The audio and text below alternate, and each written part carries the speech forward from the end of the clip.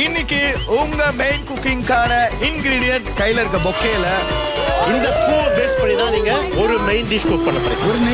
ஒரு நைட் இல்லங்க ஒரு main what is the interest உங்களுடைய குக்கிங் இது பேஸ் பண்ணி அமைப்போம். ஐயோ அந்த கையை எப்பவுமே ஹோல் தூக்கிட்டே தான் குக் பண்ணணும். குக்கிங் டைம் ஸ்டார்ட்ஸ் நவ.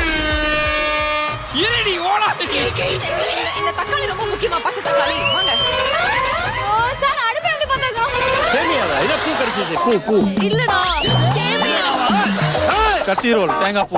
நம்புற மாதிரி அங்க சூப்பர் வா.